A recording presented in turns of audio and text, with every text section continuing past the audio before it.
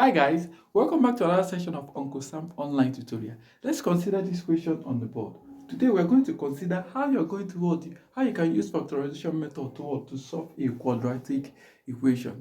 Now, factorization, if you don't already know, means enclosing a bracket. And a quadratic equation, let me do a recap. A quadratic equation is one that has what?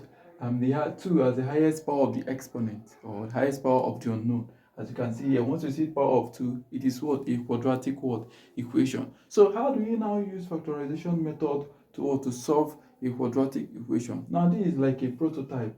This is an expression that showcases a quadratic expression. Now, how do we use factorization to kind of express this? After that, we're going to test it in a real life situation using this particular equation.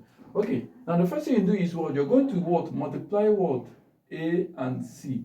That is, A is the coefficient of the highest exponent and C is a constant. Multiply them together, giving you AC. Then what you do next is reduce this AC into two factors.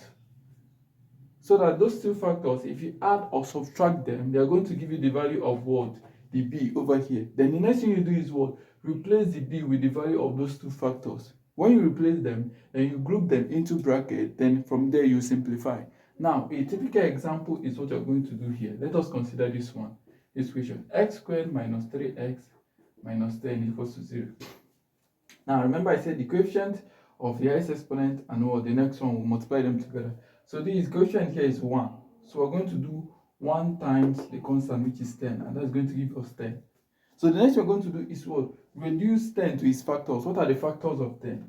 The factors of 10 are 1, 2, 5, and 10. Now, what are two factors that if you add them or subtract them, is going to give you negative 3, because this is value of B according to the expression. Negative 3, not just 3. Now, we know that 5 minus 2 will give us 3.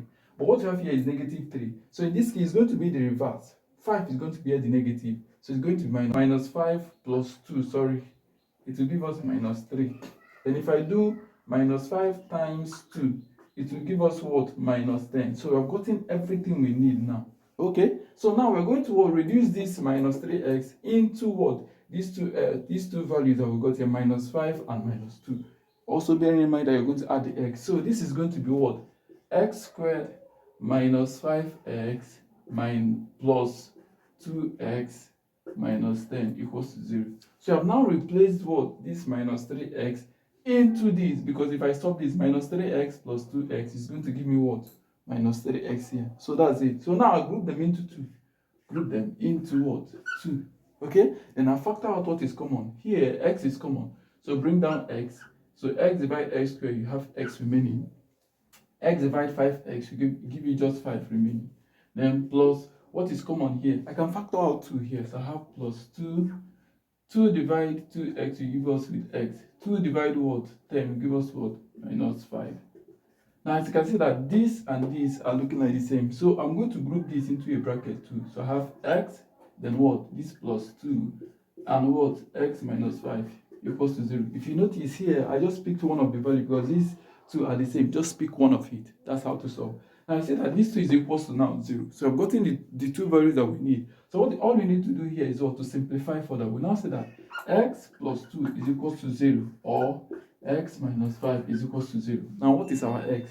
Move positive 2 over here. You're going to have that your x is equals to negative 2, or that your x is equals to positive 5. So these are the two values that when you substitute into this particular expression, the equation will amount to 0. Do you have any question? Leave it in the comment section. Bye-bye.